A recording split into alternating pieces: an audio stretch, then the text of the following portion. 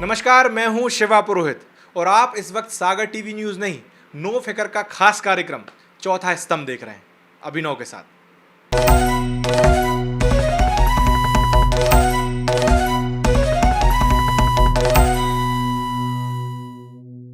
No फिकर के कार्यक्रम चौथा स्तंभ में आप सभी का स्वागत है और आज हमारे मेहमान हैं शिवा पुरोहित जी, जो कि सागर टीवी न्यूज़ के संचालक भी हैं, संपादक भी हैं और जिन्होंने डिजिटल मीडिया को सागर क्षेत्र में एक अलग पहचान दिलाई है, या कहें डिजिटल मीडिया में सागर क्षेत्र में शुरुआत करने के लिए उनको जाना जाता है। सर, आपका हमारे कार्यक्रम में स्वागत। Thank you Abhinav. सर, आपसे जानना चाहेंगे कि आपने सागर विश्वविद्यालय से पत्रकारिता की, तो आप प्रिंट मीडिया के क्षेत्र में जा सकते थे, आप इलेक्ट्रॉनिक मीडिया के क्षेत्र में जा सकते थे, लेकिन आपने डिजिटल मीडिया की ओर अपने कदम अग्रसर किए।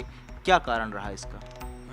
अभिनव, जिस तरीके से आप पूछा डिजिटल मीडिया क्यों चुना, तो डिजिटल मीडिया चुनने के पीछे की जो कहानी है वो ये है कि सबसे पहले जो बचपन हमारा गुजरा वो प्रिंट मीडिया में गुजरा। मतलब हमारे ग्रैंडफादर जो थे वो पत्रकार थे और एक अखबार निकाला करते थे, दैनिक जनजन पुकार, और काफ़ी 50-60 साल पुराना अखबार ये है जो दादाजी हमारे निकाला करते। तो प्रिंट मीडिया हमने वहाँ देखा। फिर जब हम पत्रकारिता में आने के लिए जब हमारा मन हुआ कि पत्रकारिता करना चाहिए, तो हमने इलेक्ट्रॉनिक मीडिया ज्वाइन किया और कुछ समय वहाँ का अनुभव लिया। और जब आप कहते हैं कि समय बदलता है, हमारे ग्रैंडफादर कहते थे कि अखबार एक सफ़ेद हाथी है, सफ़ेद हाथी पाला है अपन ने अखबार, तो वो उसका खर्चा बहुत ज़्यादा होता था, ये होता था। फिर हम जब इलेक्ट्रॉनिक मीडिया में आए तो तकनीक का ज़माना आ गया, और फिर जब हम तकनीक को देख रहे थे तो टेक्नोलॉजी दिन पे दिन बदलती जा रही थी।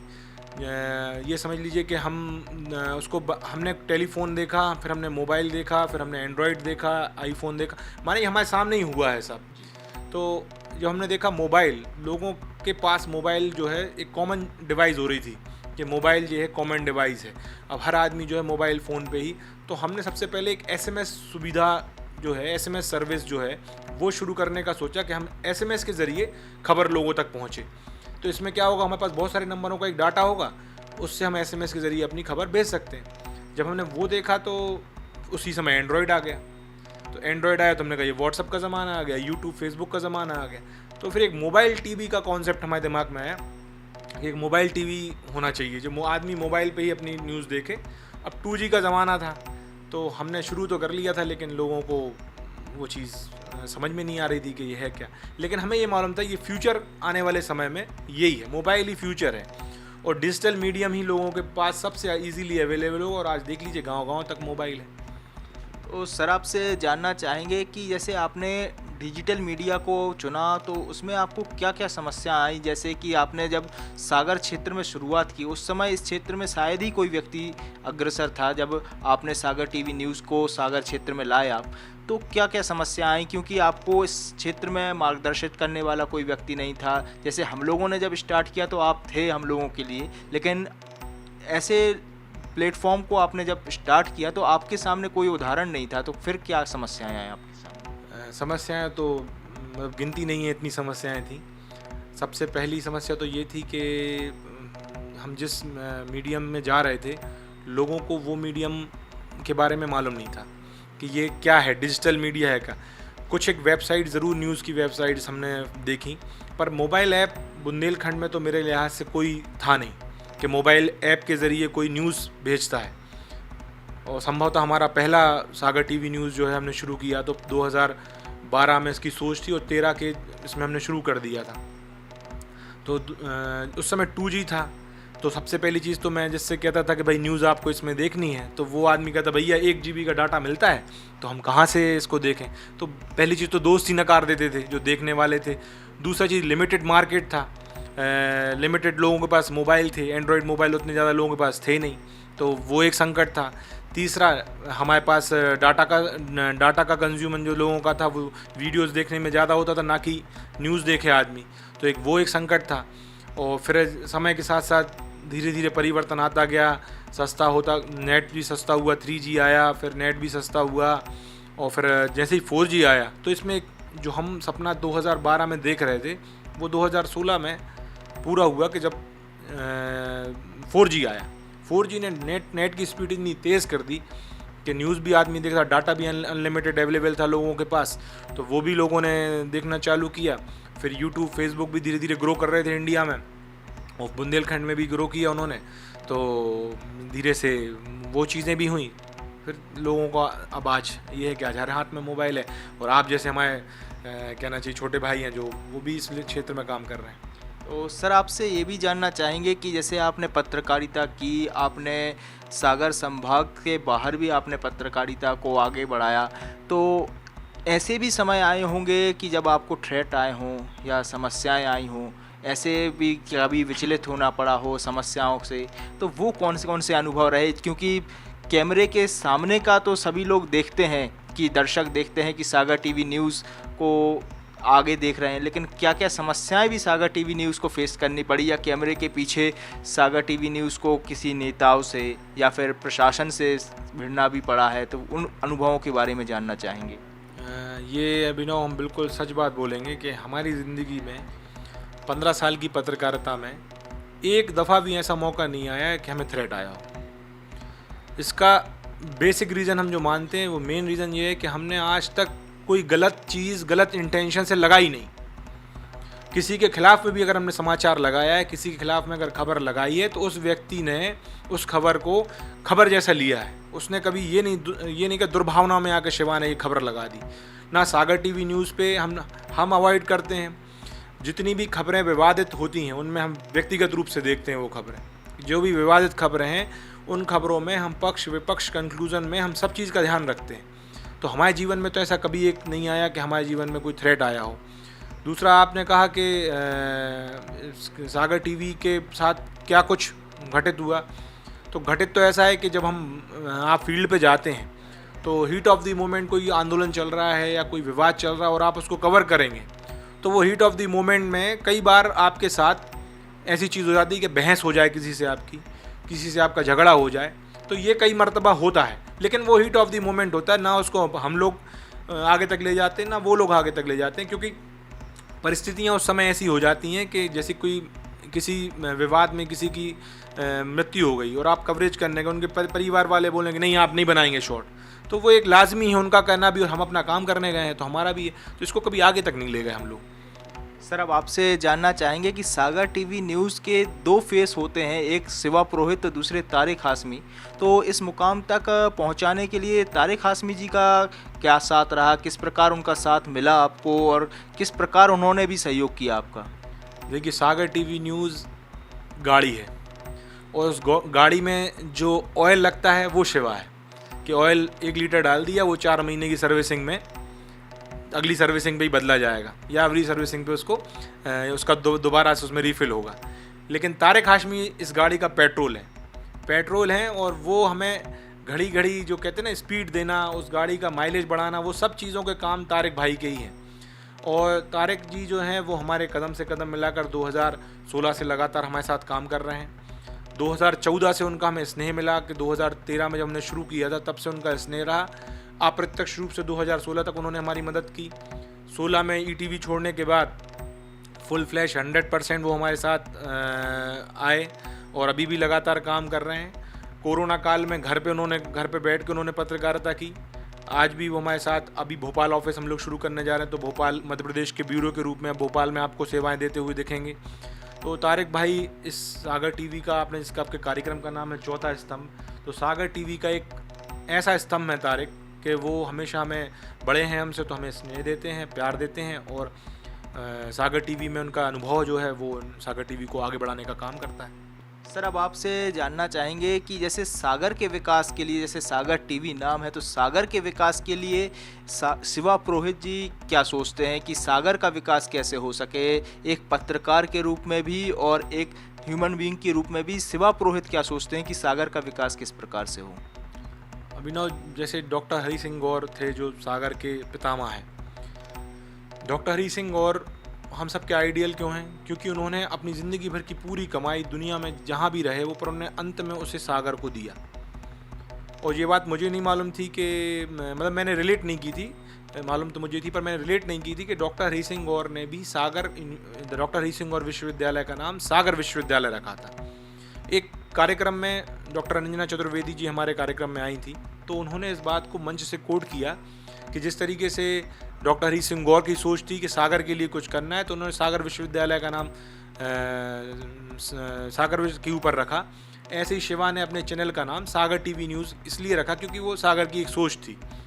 लेकिन जब मैं बड़े लेवल पे जाने की सोचा, मैंने सोचा कि मैं मध्य प्रदेश लेवल में जाऊंगा, तो लोगों ने कहा, एक हमारे गुरु हैं, उन्होंने हमसे कहा कि यार तुम्हें इसका नाम थोड़ा ग्लोबल रखना था, जैसे कुछ ऐसा नाम रखना था कि जो ग्लोबलाइज है, मतलब सागर पे कॉन्सेंट्रेट नहीं करना था। तो तारिक भाई का भी ये तर्क था कि इसको थोड़ा ग्लोबल पे ले जाना है, तो उसका नाम सागर। फिर जब हम पहुंचे, हमने कहा नहीं यार, सागर का नाम बाहर तक ले जाना है तो सागर टीवी एक पर्याप्त नाम है। और मैं आज अभी न्यूज़ शुरू करता हूं, तो नमस्कार, मैं हूं शिवा पुरोहित और आप देख रहे हैं सागर टीवी न्यूज़। ये मेरा पेटेंट है। तो सागर के विकास की अगर आप बात करें तो हम इतना ज़्यादा इससे कनेक्टेड हैं। जब हमने अपने रोजी रोटी का नाम सागर पे रखा है, तो इसका विकास अगर देखना है तो हमें, अगर इसका विकास होगा तो हमारी रोजी रोटी का भी विकास होगा, और हमारी नहीं, आपकी भी, और आपकी साथ में जो कैमरा पर्सन है उनकी भी, और हमारे साथ जो स्टाफ है, शहर के लोग हैं, इनका भी। सागर का विकास जो है वो स्मार्ट सिटी के आने से हम सोचे रफ्तार पकड़ा, और रफ्तार में एक बहुत बड़ा बजट सागर को मिला। नहीं तो सागर इसके पहले तक एक कस्बे के रूप में, नेताओं के रूप में, दुनिया के रूप में एक कस्बे के रूप में छवि थी। लेकिन हम जो सबसे बड़ा ये मानते हैं, आप कितना भी पैसा दे दो, आप कितने भी महंगी ब्रांड की शर्ट पहन लो, जीन्स पहन लो, आप सोने की चैन पहन लो, अच्छा ब्रांडेड आप चश्मा पहन लो, अच्छी परफ्यूम लगा लो, जब तक आपकी भाषा और आपकी एटिकेट्स अच्छे नहीं होंगे तो आप कभी आपको लोग पसंद नहीं करेंगे।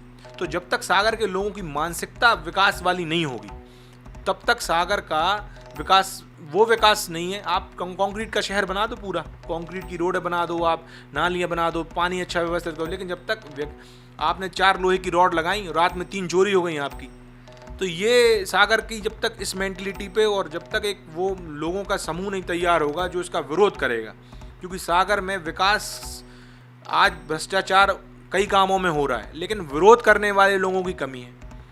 और अगर हम जैसे लोग विरोध करते हैं, आज आप झंडा लेके बाहर खड़े हो जाओगे विरोध करने के लिए कि आप हम विरोध करते, तो आपके ऊपर आरोप लग जाएगा आपको चुनाव लड़ना है। तो ये मानसिकता से जब तक लोग बाहर नहीं निकलेंगे, तब तक सागर का विकास जो है वो नहीं हो पाएगा। हालांकि स्मार्ट सिटी में सागर में बहुत कुछ देखने को मिल रहा है, अपन को बहुत सारी चीज़ें अच्छी हो रही हैं, और बस मुझे कष्ट इतना है कि बहुत पेड़ काट दिए गए, हरियाली सागर की जी थी वो छिन गई, और इतना कष्ट है। बाकी विकास हो रहा है, थोड़ा भ्रष्टाचार पे अंकुश लगे, बाकी विकास के मामले में सागर की सोच बढ़नी चाहिए। सर, एक और बात, जैसे आपने चुनाव की बात कही, तो 2018-2019 के बीच में एक बात और चर्चाओं में आई थी कि शिवा पुरोहित जी राजनीति में भी जाने वाले हैं। तो क्या आगामी समय में शिवा पुरोहित जी राजनीति में देखे जा सकते हैं चुनाव लड़ते हुए? आपने 18 का जिक्र किया। 2014 में सीएम शिवराज सिंह चौहान ने घोषणा की कि हम सागर में एक IT पार्क खोलेंगे। कुछ एक हमारे मित्र हैं, छोटे भाई, उन्होंने एक आंदोलन भी शुरू किया। उस चीज़ को हमने गंभीरता से नहीं लिया कभी, खबरें लगाई, खबरें आई, खबरें लगाई। 2017 की दिसंबर का महीना था या 2017 का लास्ट ठंड महीना था, तो एक हमारा मित्र, वो दिवाली का महीना, दिवाली पे हमारा मित्र है जो IT सेक्टर में काम कर रहा है, वो सागर आया। उसने हमसे कहा कि यार शिवा भाई, हम लोग बाहर रहते हैं, IT वाले, सागर के बहुत बच्चे हैं बाहर, एक हम लोगों को सागर में एक IT पार्क खुल जाता। वो घोषणा की थी शिवराज सिंह चौहान ने, तो यार बना नहीं वो। तो हमने थोड़ा सा उसको खंगाला, तो देखा कि हाँ भाई घोषणा थी, और वो 10 एकड़ के ज़मीन भी अलॉट हुई थी। तो हमारे साथ कुछ बुज़ुर्ग लोग, हम जो शाम की बैठक है हमारी, तो बुज़ुर्गों के साथ बैठते हैं, तो उन्होंने हमने जिक्र किया, तो उन्होंने कहा एक पैम्पलेट निकाल दो तुम कि IT पार्क आना चाहिए। तो वो एक पैम्पलेट निकाल दिया हम लोगों ने। फिर बोले पैम्पलेट का रिस्पॉन्स अच्छा मिला तो वो आंदोलन करेंगे अपन, तो आंदोलन कर दिया हम लोगों ने। उस आंदोलन के बीच में ऐसे आरोप लगे कि भाई विधानसभा का चुनाव लड़ना है, तो कई लोगों ने अप्रोच भी किया, कई राजनीतिक पार्टियों ने भी अप्रोच किया। तो उस समय तक दिमाग में चुनाव का कुछ भी नहीं था। और इवन आज भी हम सोचते हैं कि राजनीति में आना चाहिए, कि राजनीति करना चाहिए, तो हमें ये लगता है कि यार राजनीति, एक पल अगर हम सोच भी लें कि हम राजनीति में आ जाएं, तो हम उन जैसा नहीं बन सकते। मुकेश तिवारी का डायलॉग आ जाता है याद कि जगीरा तो बन जाओगे पर वो कमीनापन कहाँ से लाओगे। तो राजनीति में आ तो जाएंगे पर वो अंदर से वो चीज़ें नहीं आ पाएंगी, इसलिए राजनीति का दूर दूर तक अभी सोच नहीं है हमारी। लेकिन समाज सेवा में हम ज़रूर काम करते रहेंगे, और समाज सेवा में रहकर और पत्रकारिता में रहकर राजनीति के लोगों को सुधारने का काम करेंगे और बुरे लोगों को सही करने का काम करेंगे। सर, अब आपसे अंतिम प्रश्न ये जानना चाहेंगे कि जो छात्र हैं जो पत्रकारिता को सीख रहे हैं या पत्रकारिता क्षेत्र में जाना चाहते हैं, तो उनके लिए आप किस प्रकार से मार्गदर्शित करेंगे कि वो किस प्रकार से इस क्षेत्र में आएँ और किस प्रकार से अपना भविष्य बनाएँ? पत्रकारिता में आने वाले छात्रों से बस एक चीज़ है जो हम कहना चाहेंगे कि अगर आपके अंदर इतना पेशेंस है कि आप कम में गुजारा कर लें अपना, तो पत्रकारिता में आप उसी दिन प्रवेश करें। और प्रवेश करने के बाद अगर आपकी मन की इच्छा ये है कि हमें हमारा नाम हो जाए, हमें अधिकारी जाने, हमें नेता जाने, हम दिखें और हमारा एक रुतबा हो, तो वो अगर आपका इंटेंशन है, तो वो आपका इंटेंशन अगर लेके पत्रकारिता में आप आएंगे, तो आप एक कहना चाहिए कि आप पत्रकारिता के उसूलों के साथ न्याय नहीं करेंगे। पत्रकारिता जो है, जैसे आज हम हैं, हम अपने आप को देखें तो हमारा ये सफ़र है कि अगर हम जो आज हम इतना कर रहे हैं और हमारी जो टीम इतना करती है, हम लोग सुबह 11 बजे शुरू होते हैं, रात को 11:30-12 बजे तक अनाधुन्न लगे रहते हैं और कई बार तो खाने पीने के लिए भी नहीं हो पाता। और पैसा इतना कम पैसे में हमारी स्टाफ हमारा गुजारा करता है। मैं खुद जितना हम सोचते हैं कि इतना कमाना चाहिए उतना नहीं कमाते, लेकिन उसके बाद भी संतोष ये रहता है कि हम कुछ ऐसा कर रहे हैं कि जो कभी लोगों के जो फ़ोन आते हैं कि हमें मदद कर दो, तो मदद कर देते हैं। कई बार किसी चीज़ की कोई मुद्दा होता है वो उठाते हैं, तो हमें इसका सुकून रहता है कि हम कुछ अच्छा काम कर रहे हैं। तो पत्रकारिता में आने वाले छात्रों से यही कहना है कि आप पहली चीज़ तो अपने अंदर ये निकाल दें कि हमें बहुत बड़ा रुतबा हासिल हो जाए, बहुत हमें नाम हमारा हो जाए। आप तो कम पैसों में गुजारा करने की क्षमता रखते हो तो पत्रकारिता में आप कदम रखें। विश्वास मानिए कि आपकी पत्रकारिता में अगर दम होगी तो आपके पास पैसा भी अथाह होगा। जब मैंने पहली नौकरी पत्रकारिता में शुरू की थी, जब पहली नौकरी शुरू की थी तो वो तो 1200 रुपये की थी, लेकिन जब पत्रकारिता में पहली नौकरी शुरू की थी तो हमें मिलते थे केवल और केवल 3500 रुपये, और हमारी शादी भी हो चुकी थी। तो 3500 रुपये में घर का खर्च, पेट्रोल का खर्च, अपने खुद के खर्चे और बीवी का खर्च, माता पिता हमारे, उनका हमेशा स्नेह मिला हमें, लेकिन बता रहे हैं कि इतना कम में गुजारा करना पड़ता था।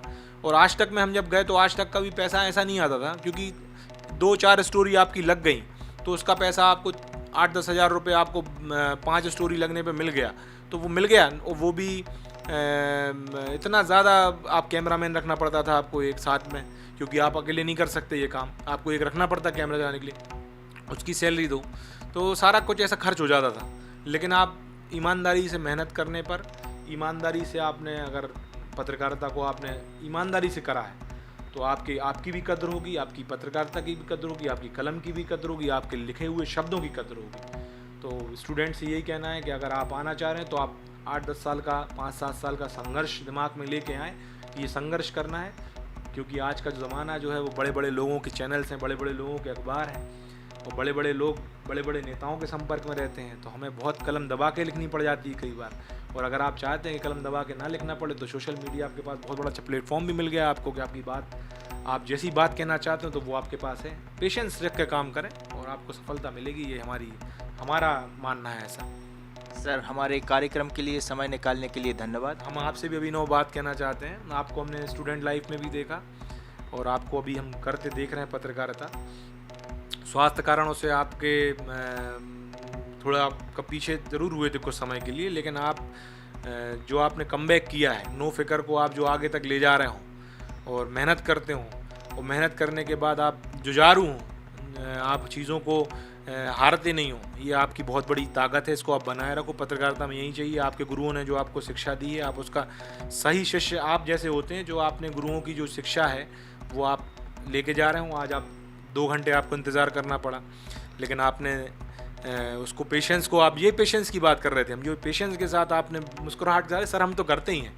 तो ये जो आपके अंदर की जो है ना, इसको बचा के रखिए। आप नो फिकर को भी ऊंचाइयों तक ले जाएंगे और एक दिन वो नहीं होगा जो अभिनव को जो है मध्य प्रदेश और देश के लोग पत्रकारिता में स्तंभ मानेंगे। तो हमारे साथ है सागर टीवी न्यूज़ के संचालक और संपादक शिवा पुरोहित जी, जिन्होंने अपने जीवन के विषय में बताया, सागर टीवी न्यूज़ के सफ़र के विषय में बताया और साथ ही साथ हमारे साथ पत्रकारिता के अनुभव को भी साझा किया।